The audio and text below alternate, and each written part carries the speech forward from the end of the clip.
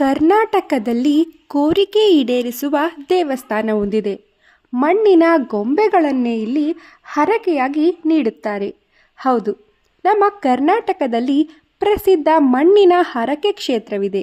ಈ ದೇವಸ್ಥಾನದಲ್ಲಿ ಕೋರಿಕೆ ಈಡೇರಿದ ಮೇಲೆ ಮಣ್ಣಿನ ಬೊಂಬೆಗಳನ್ನು ದೇವರಿಗೆ ಅರ್ಪಣೆ ಮಾಡಲಾಗುತ್ತದೆ. ಈ ಆಲಯವು ಧರ್ಮಸ್ಥಳದಿಂದ ಕೇವಲ 12 ಕಿಲೋಮೀಟರ್ ದೂರದಲ್ಲಿದೆ. ಈ ದೇವಸ್ಥಾನದ ಬಗ್ಗೆ ಮತ್ತಷ್ಟು ಮಾಹಿತಿ ಈ ವಿಡಿಯೋದಲ್ಲಿದೆ. ನಮಸ್ಕಾರ ವೀಕ್ಷಕರೇ, ನೀವಿನ್ನು ನಮ್ಮ ಚಾನಲ್ಗೆ ಸಬ್ಸ್ಕ್ರೈಬ್ ಆಗಿಲ್ಲ ಅಂದರೆ ಈ ಕೂಡಲೇ ಸಬ್ಸ್ಕ್ರೈಬ್ ಆಗಿ.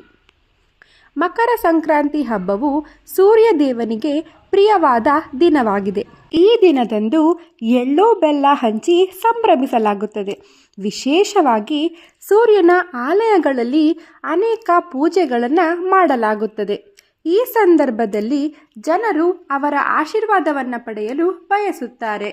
ನಮ್ಮ ಕರ್ನಾಟಕದಲ್ಲಿ ಸೂರ್ಯನಿಗೆ ಸಮರ್ಪಿತವಾದ ಅನೇಕ ದೇವಾಲಯವಿದೆಯಾದರೂ ಈ ಆಲಯ ಮಾತ್ರ ಮಹಿಮಾನ್ವಿತವಾಗಿದೆ. ಈ ದೇವಸ್ಥಾನವು ಮಣ್ಣಿನ ಹರಕೆಯ ಕ್ಷೇತ್ರ ಎಂದೇ ಪ್ರಸಿದ್ಧವಾಗಿದೆ. ದಕ್ಷಿಣ ಕನ್ನಡ ಜಿಲ್ಲೆಯ ಬೆಳ್ತಂಗಡಿ ತಾಲೂಕಿನಲ್ಲಿರುವ ಒಂದು ಸಣ್ಣ ಹಳ್ಳಿಯಲ್ಲಿ ಸೂರ್ಯ ಶ್ರೀ ಸದಾಶಿವ ರುದ್ರ ದೇವಸ್ಥಾನವಿದೆ. ಇದೊಂದು ಪುರಾತನವಾದ ಆಲಯವಾಗಿದ್ದು ಶತಮಾನಗಳಷ್ಟು ಹಳೆಯದು ಅಂತ ಅನ್ನಲಾಗುತ್ತೆ. ಈ ದೇವಸ್ಥಾನಕ್ಕೆ ಭೇಟಿ ನೀಡುವುದು ಬಹಳ ಸುಲಭ. ಧರ್ಮಸ್ಥಳದ ಸಮೀಪ ಉಜಿರೆಯಿಂದ ಕೇವಲ 4 ಕಿಲೋಮೀಟರ್ ದೂರದಲ್ಲಿ ಮತ್ತು ಬೆಳ್ತಂಗಡಿಯಿಂದ 8 ಕಿಲೋಮೀಟರ್ ದೂರದಲ್ಲಿದೆ.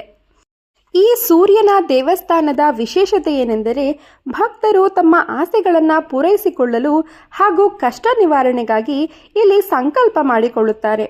ಇದಕ್ಕಾಗಿ ಅವರು ಮಣ್ಣಿನಿಂದ ಗೊಂಬೆಗಳನ್ನು ಹರಕೆಯ ರೂಪದಲ್ಲಿ ಶಿವನ ಸ್ವರೂಪಿ ಶ್ರೀ ಸದಾಶಿವ ರುದ್ರದೇವರಿಗೆ ಅರ್ಪಿಸುತ್ತಾರೆ. ಇಂತಹ ಹರಕೆ ಸಂಪ್ರದಾಯವು ನಿರಂತರವಾಗಿದ್ದು ಲಕ್ಷಾಂತರ ಮಂದಿ ಭಕ್ತರು ತಮ್ಮ ಕಷ್ಟಗಳನ್ನು ದೂರವಾಗಿಸಲು ಬಯಸುತ್ತಾರೆ.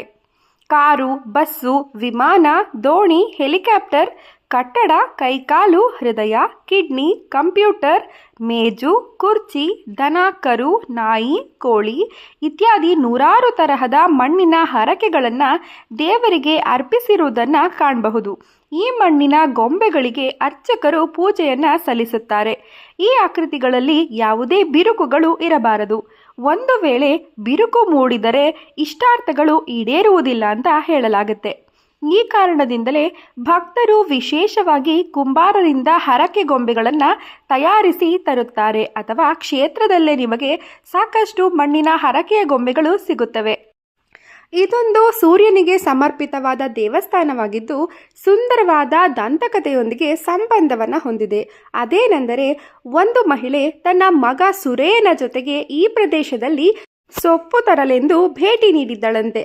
ಸೊಪ್ಪು ಕಡಿಯುವ ಸಮಯದಲ್ಲಿ ಮರದ ಬಳಿ ಅಡಗಿದ್ದ ಲಿಂಗರೂಪಿಯಾದ ಒಂದು ಶಿಲೆಗೆ ತಾಗಿ ರಕ್ತ ಚಿಮ್ಮಿತಂತೆ. ಅದನ್ನು ಕಂಡ ಆ ಮಹಿಳೆಯು ತನ್ನ ಮಗುವನ್ನು ಓ ಸುರೇಯ ಎಂದು ಕರೆಯುತ್ತಾಳೆ. ಈ ಘಟನೆಯ ನಂತರ ಈ ಪ್ರದೇಶಕ್ಕೆ ಸುರೇಯ ಅಥವಾ ಸೂರ್ಯ ಎಂಬ ಹೆಸರುಗಳು ಬಂತು ಅಂತ ಹೇಳಲಾಗುತ್ತೆ. ಮತ್ತೊಂದು ದಂತಕಥೆಯ ಪ್ರಕಾರ ಈ ಪ್ರದೇಶದಲ್ಲಿ ಒಂದು ಹರಕೆಯ ಬನವಿತ್ತು. ಒಂದು ಕಾಲದಲ್ಲಿ ಭೃಗು ಮಹರ್ಷಿಯ ಶಿಷ್ಯರೊಬ್ಬರು ತಪಸ್ಸು ಮಾಡುತ್ತಿದ್ದು ಶಿವ ಪಾರ್ವತಿ ಪ್ರತ್ಯಕ್ಷವಾಗಿ ಇಲ್ಲಿ ಲಿಂಗ ರೂಪದಲ್ಲಿ ನೆಲೆಸಿದರು ಅಂತ ಹೇಳಲಾಗುತ್ತೆ. ಇಲ್ಲಿ ಪುಷ್ಟಿ ನೀಡುವಂತೆ 2 ಲಿಂಗಗಳು ಹಾಗೂ ಶಿಲಾಪಾದಗಳು ಕೂಡ ಇವೆ. ಭಕ್ತರು ಇಲ್ಲಿನ ಹರಕೆ ಬನಕ್ಕೆ ಬಂದು ತಮ್ಮ ಇಷ್ಟಾರ್ಥಗಳಿಗಾಗಿ ಪ್ರಾರ್ಥನೆ ಸಲ್ಲಿಸುತ್ತಾರೆ. ಈ ವಿಡಿಯೋ ನಿಮಗೆ ಇಷ್ಟವಾಗಿದ್ದಲ್ಲಿ ಒಂದು ಲೈಕ್ ಮಾಡಿ. ಹಾಗೆಯೇ ನೀವಿನ್ನು ನಮ್ಮ ಚಾನಲ್ಗೆ ಸಬ್ಸ್ಕ್ರೈಬ್ ಆಗಿಲ್ಲ ಅಂದರೆ ಈ ಕೂಡಲೇ ಸಬ್ಸ್ಕ್ರೈಬ್ ಆಗಿ. ಇಂತಹದ್ದೇ ಹೆಚ್ಚು ವಿಡಿಯೋಗಳಿಗಾಗಿ ನಮ್ಮ ಚಾನಲನ್ನು ಫಾಲೋ ಮಾಡ್ತಾ ಇರಿ. ಧನ್ಯವಾದಗಳು.